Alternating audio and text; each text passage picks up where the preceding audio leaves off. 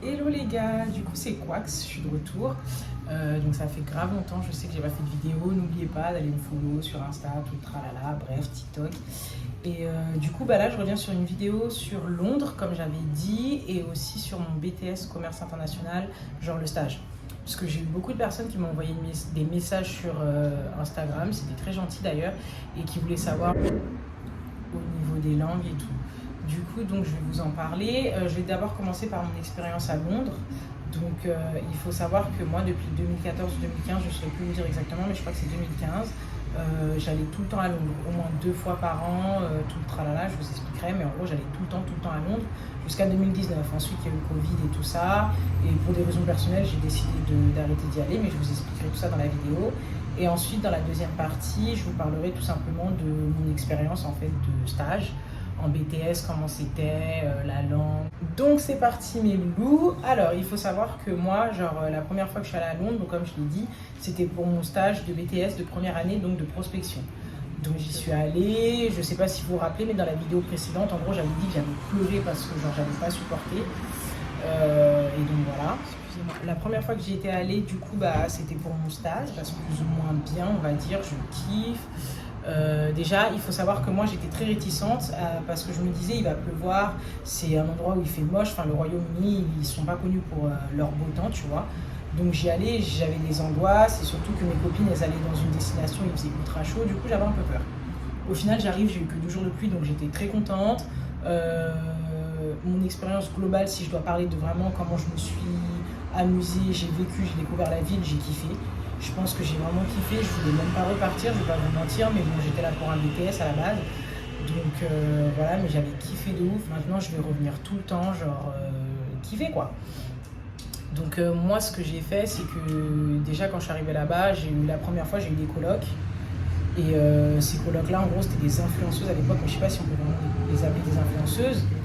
Mais en gros, j'avais des colocs, c'était une influenceuse, et l'autre, c'était une mannequin, tu vois. Et en gros, on s'est bien entendu, on sortait tout le temps en boîte. Mais quand je vous dis tout le temps en boîte, c'est tout le temps, genre du lundi au dimanche. Il n'y avait pas de genre jour de répit et tout ça. On sortait vraiment H24. Et le truc, c'est que vu que les boîtes là-bas, elles ferment à 2 heures ou 3 heures max, et ben on était vraiment tout le temps dehors. Et donc, comme je vous disais, on était vraiment tout le temps dehors. Donc ça va, c'était bien, je kiffais. Et mon stage de prospection, ça avait aussi à voir avec l'événementiel, les soirs. Donc voilà, moi c'était un stage que je faisais à la maison. Mais bon, je vous expliquerai pourquoi je le faisais à la maison et tout le tralala. À part ça, moi Londres, ce que j'ai vraiment kiffé, genre bah déjà c'est l'architecture. Je trouve ça magnifique, genre leurs petites rues, tout ça, c'est grave mignon. Les petits quartiers, t'as l'impression que voilà, tout est différent, ce qui est logique. Camden Market, des trucs à faire, hein, je vous donne des trucs genre Camden Market, Chelsea, Stratford, c'est vraiment les lieux qu'il faut visiter, tu vois. Je suis jamais allée dans le sud de Londres, ça m'intéresse pas plus que ça. Mais voilà, les arénas, tout ça, je pense que j'ai vraiment tout fait, genre. J'ai vraiment tout fait. Là, il y a des trucs que je me rappelle pas forcément parce que là, bah, c'était en 2015, c'était il y a 7 ans. Du coup, ça date un peu. Mais c'était vraiment bien. Et moi, chaque année, je vais vous dire, quand j'y retournais à Noël, enfin la période de Noël, les vacances de Noël, parce que là-bas, c'est les soldes. Et c'est une très bonne période, tout est grave moins cher. J'y allais avec une copine à qui je parle plus d'ailleurs à l'heure actuelle, désolée.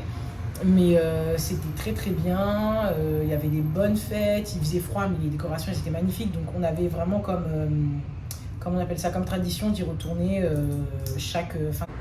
Donc chaque fin d'année, on était ensemble, on kiffait, on faisait les boîtes, j'en ai fait plein, genre Libertine, Cirque le soir, enfin c'est les plus connus, mais genre c'était trop bien. Et voilà, hein, je pense que j'y allais vraiment pour ça. La nourriture, franchement, je kiffais pas plus que ça. Mais on va dire que c'est le pays anglo-saxon bah, le plus près de la France. C'est une culture différente, il y a des styles différents. Genre, je sais qu'à l'époque, il y avait des femmes qui travaillaient avec leur voile et ça dérangeait personne. Et je pense que c'est pour ça que j'aimais Londres autant. Parce que c'était vraiment genre, tu vis ta life quoi. Les gens ils sont pas trop dans ta vie et ils arrivaient à mélanger travail, fête, tout le tralala, j'aimais bien. Ils avaient une ouverture d'esprit que voilà quoi. Et c'est d'ailleurs comme ça que j'ai rencontré la meuf bah, qui m'a saucé à aller à Miami. Et là, pourquoi j'ai arrêté d'y aller? Déjà, il y a eu le Covid, mais c'était avant le Covid, parce que je crois que fin 2019, je suis pas sûre que j'y sois retournée. Moi, déjà, ce qui m'avait saoulée, c'est que moi, quand je voyage, je suis quelqu'un, j'aime bien être avec les personnes du pays, genre découvrir la culture. Donc là, c'était le pays anglo-saxon, j'y allais parce que j'aimais bien les Anglais, leur vibe et tout. Sauf qu'au fur et à mesure que j'y allais, il y avait beaucoup de Français. Il y a toujours eu beaucoup de Français, genre à Londres et en Angleterre. Mais là, il y avait vraiment beaucoup de Français. Et ça me saoulait. Genre, je me disais, mais en fait, moi, je pars en vacances, je veux me soulager, je veux rencontrer de nouvelles personnes. Voilà quoi, je vois pas à quoi ça sert, personnellement pour moi, de partir en vacances et de toujours être avec les Français ou quoi que ce soit. Après, genre, à Miami, ça m'a aidé, mais je traîne pas qu'avec des Français, vous voyez. Mais je sais que moi, globalement, quand je vais en vacances et qu'il n'y a que des Français ou quoi que ce soit, ça me saoule d'office. Je fais limite semblant que je parle pas français parce que j'ai pas envie de les côtoyer, quoi. Donc je pense que ça me saoulait sur les 2 dernières années, je me rappelle. Ça me fait... Quoi d'autre? Stratford, très bon centre commercial, mais bon, les gens le connaissent. De l'autre côté de la gare, il y a l'autre centre co qui est un peu... Enfin, c'est pas la même chose, mais c'est un bon centre co. Il y a Poundland. Il y a quoi d'autre?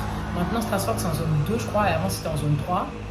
Et moi, quand j'allais à Londres, j'étais toujours soit à Gainshill au tout début, soit en zone 2 ou 3. C'était derrière Stratford, à chaque fois j'oublie le nom. C'était l'ex quelque chose et l'autre c'est l'ex nanana. Bref, j'ai oublié le nom des gares. Mais en gros, c'était les 2 stations après. Et moi, j'étais là-bas parce que c'est moins cher et c'est posé en fait. Genre, je me voyais pas être dans le centre tout le temps. Il y a tout le temps un million de monde et tout. C'est pas mon kiff de ouf. Après, ce que j'aime aussi, c'était leurs cookies. Si vous connaissez Ben's Cookies ou si vous connaissez pas, allez tester. C'est une tuerie. New Bond Street, une tuerie. Quoi d'autre? J'ai fait la boutique M&M's, j'ai visité.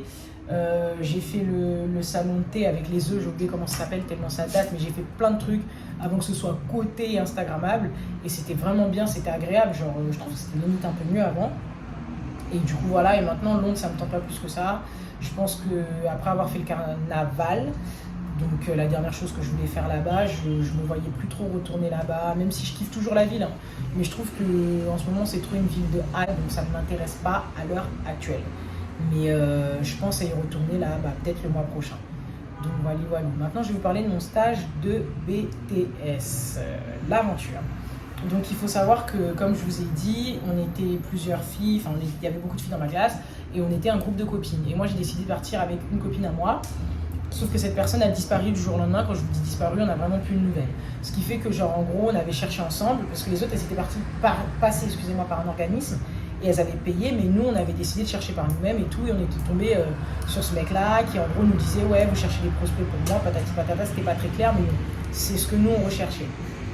Et du coup, on est là, on parle avec lui, tout ça, ça se passe bien, et maintenant, je commence à chercher le logement, parce que moi, je suis une meuf, je suis pas chiante, mais j'aime choisir le logement, j'aime être à l'aise, et j'ai pas envie que la personne avec qui je suis ou qui va chercher le logement choisisse un truc qui, elle, va lui paraître bien, et moi, ça va pas me paraître bien, et voilà quoi. Donc, du coup, je le fais, parce que niveau voyage, je m'y connais assez, c'est toujours moi, la plupart du temps, qui organise les trucs. Donc, je nous trouve le logement, tout ça, très bien, bon, on est un peu loin, mais ça va, ça se passe bien, et en gros, on avait 2 logements, on avait le deuxième qui faisait 1 mois pile, pour que comme ça, on ait à payer les 2 mois, et vu qu'on partait un peu avant, on avait un truc pendant 2-3 jours. Bref. Donc, du coup, voilà. Et cette copine disparaît pour X raisons, bref, elle disparaît, mais elle avait quand même payé sa part pour le premier mois. Ce qui fait qu'au début, je me dis, génial, premier mois il est payé et tout, on avisera après sur place. Sachant que nous, on n'était pas payés, je crois que mes copines qui étaient à Malte, elles étaient payées, mais nous, on n'était pas payés parce que normalement, quand tu fais un stage de 8 semaines d'affilée, tu es censé être payé. Sauf que vu que moi, c'était un escroc et un pingre, et il nous avait fait en fait des conventions qui fait qu'il n'avait pas à nous payer. Mais bon, ça on l'a su après, je l'ai su après, vu qu'il n'y a que moi qui suis allée, je l'ai su après que c'était un pingre et un con. Donc ce qui se passe, c'est que j'arrive, tout ça, bon le mec déjà il me donnait rendez-vous dans des endroits chelous, il avait jamais de vrai bureau, et moi jusque là, je cherchais pas à comprendre, je me disais bon voilà, il me donne rendez-vous dans les lieux où on doit faire de la pub, tout le tralala, je cherchais pas à comprendre. Donc jusque là tout va bien. Et je vois que le mec, il commence à être un peu désagréable ou quoi que ce soit. Et en fait, globalement, je vais vous faire le topo. Le mec, en gros, moi, c'est après que j'ai compris, mais en gros, c'était un promoteur. Qui dit promoteur, dit que tu dois trouver des clients pour tes clients, pour les venues, pour les événements, tout ça. Sauf que lui, il faisait quoi? Il avait dû capter que les personnes en BTS, CI du moins, ils allaient en stage de prospection. Ce qui fait qu'il a engagé des stagiaires tout au long de l'année. Et en gros, eh ben, il les payait pas et on faisait son taf, littéralement. Sauf que moi, je devais faire le taf pour 2 personnes parce que rappelez-vous, ma copine n'était pas là. Donc je devais faire le taf pour 2 personnes et à cette époque-là, j'avais pas mon Mac. Je sais pas où il était, mais je l'avais pas. Et du coup, j'étais sur une vieille tablette de merde. Donc je suis sur ma tablette de merde et tout, je galère. Et mon travail, je le faisais lentement, forcément, parce que la tablette, elle était éclatée, tu vois. Et le mec, il commence à mal me parler, ouais, ceci, cela, nanana. Et en même temps, comme je vous ai dit, j'avais mes colocs de la bringue où on sortait H24, ce qui fait que mon taf, je le faisais une fois tous les 1000 ans. Enfin, c'est pas que je m'en foutais, mais en gros, genre, j'avais des. En gros, par exemple, il me donnait le taf et il me disait, tu dois le rendre dans 8 jours. Donc j'avais le temps, tu vois. Et à la fin, au final, il me disait, ouais, t'as pas assez de personnes, patati patata. En plus, t'es censé travailler pour 2, parce que l'autre, elle a abandonné, je sais pas quoi, non. Donc moi, ça me saoulait. Et je me disais, de toute façon, voilà, tu vois, je sens la patate arriver. Et du coup, moi j'étais contente parce que je me disais, même si ma copine elle m'a abandonnée, mais elle m'a pas vraiment abandonnée, et ben j'étais pas seule parce qu'avec mes colocs, je m'éclatais, tu vois. Donc dans mon malheur, voilà. Et du coup, qu'est-ce qui se passe maintenant? Au bout d'un moment, il me dit, ouais, si tu continues, moi je vais te virer, tatati tatata. Alors que littéralement, je fais son taf. Tu vois, genre au début, j'avais pas capté, mais je faisais son taf. J'en ai parlé avec ma mère, j'en ai parlé avec ma prof principale de l'époque. D'ailleurs, à Francine, parce que Francine, elle a été adorable. Et en gros, j'aurais même dit, c'est un escroc, voilà, blablabla, bref. Du coup, moi, excusez-moi, je préparais mon après, genre, j'avais prévu quelque chose d'autre. Du coup, il me fait la misère, tout ça, il continue à me donner rendez-vous dans des lieux bizarres. Et moi, je me dis, mais attends, en fait, ce mec, c'est un escroc, tu vois, sachant que lui, il est payé, il veut pas me payer. Et en gros, il commence à me menacer, ouais, je vais pourrir ta convention, je vais mal parler de toi dans ton rendu et tout. Et moi, je me disais, non, là, je sens la patate arriver, il faut que je prévoie quelque chose d'autre. Je commence à parler avec mes autres copines qui sont à Londres et il y en a une qui me dit, écoute, moi, je peux te mettre dans mon stage. Il restait 3 semaines, donc voilà, ça se passait ultra bien. Du coup, au final, je me suis retrouvée à faire 2 stages. Et le mec, entre-temps, il me vire, mais bon, moi, j'avais déjà prévu ma place ailleurs, donc je m'en foutais. Donc, il me vire et tout, il me fait la misère. Du coup, ma prof principale, elle rentre en contact avec lui pour essayer de gérer les trucs parce que le mec, il voulait pas donner les papiers, en fait. Il me menaçait, il voulait pas me donner les papiers, il voulait pas prouver que j'avais fait le stage avec lui. Il me faisait vraiment la misère, genre un chien, alors que limite, enfin, même pas limite, je faisais littéralement son taf. Donc moi, je commence à dire, écoute, moi, je veux plus parler avec toi, tu vas gérer ça. Oula, mon coude, bah si, il y a de la crème, bon bref. Tu vas gérer ça avec ma responsable, ma prof principale. Donc voilà, il gère ça là-bas. Moi, entre-temps, j'ai fait mon 2e stage. Et le 2e stage, il était en fait dans une entreprise de cosmétiques bio qui cherchait à se lancer. Donc il cherchait des clients, que ce soit pharmaceutique, Yves Rocher, voilà, plein de trucs comme ça. Et c'était assez sympa pendant 3 semaines. Ce qui fait qu'au final, j'ai dû rendre 2 rapports de stage et expliquer ma situation. Mais après, cette année-là, on avait tous eu des problèmes. J'ai une copine qui était à Malte, elle n'avait même pas pu finir son stage.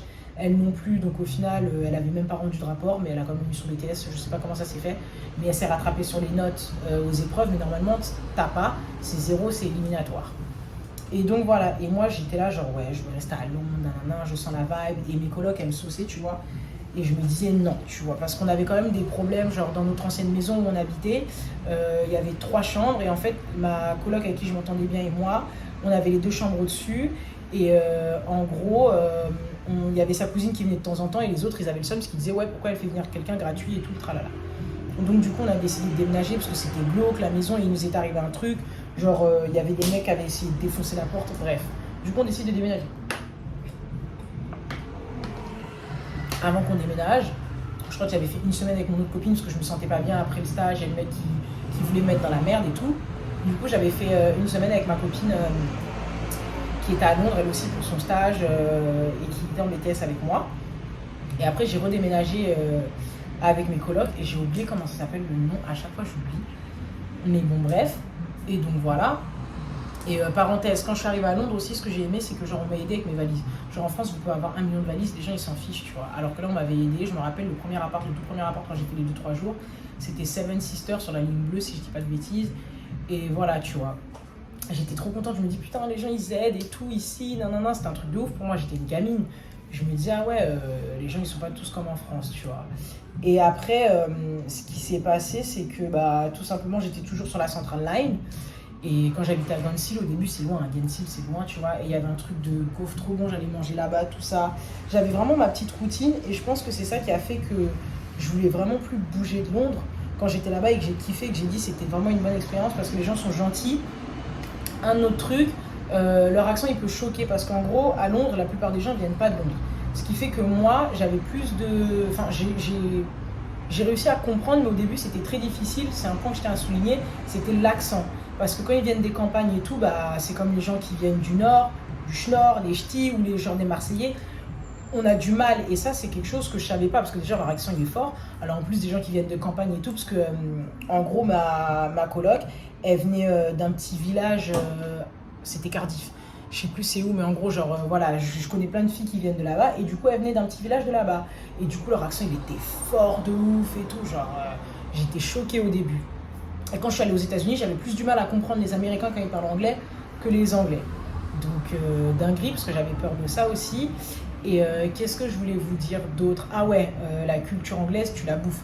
J'étais là, je buvais du thé H24 et tout. Et je kiffais, franchement, je kiffais. C'était agréable. Les transports là ne pouvaient pas frauder. Je tiens à vous le dire et à vous le redire, vous ne pouvez pas frauder. À la limite, vous pouvez faire semblant si vous êtes mignonne et tout, nanana, qu'il y a un vigile ou les mecs qui surveillent les portes. Genre dire ouais, j'ai oublié ma carte et tout, ça va passer. Ça, je l'ai déjà fait, ça passe. Mais le reste, vous ne pouvez pas frauder. Achetez vos cartes. Si vous y allez pour 1 à 2 semaines, prévoyez de prendre les cartes plutôt que les tickets parce que ça vous revient trop cher. C'est galère de ouf, c'est pas rentable. Et voilà, généralement, vous n'avez pas à sortir de la zone 3 parce que bah, comme Stratford, c'est là où les gens ils vont le plus loin généralement et qui vont sur la Central Line. Et bah, vous n'avez pas à sortir de la zone 3. Après, il y a la ligne bleue, il y a la ligne noire pour genre Camden Market, les petits trucs comme ça et tout. Mais c'est très rare que les gens aillent beaucoup plus loin que ces lignes-là, tu vois. Même pour le tourisme, après, il y a les trains et tout. Mais c'est très très rare que voilà quoi. Si vous voulez prendre les grands trains, c'est Saint-Pancras, si je dis pas de bêtises, non. Saint-Pancras, c'est la gare du RER. Si, c'est ça. Mais quand je vous dis les grands trains, c'est la gare du RER, vous m'avez comprise. C'est les gens, vous allez dans les petites campagnes à côté de Londres.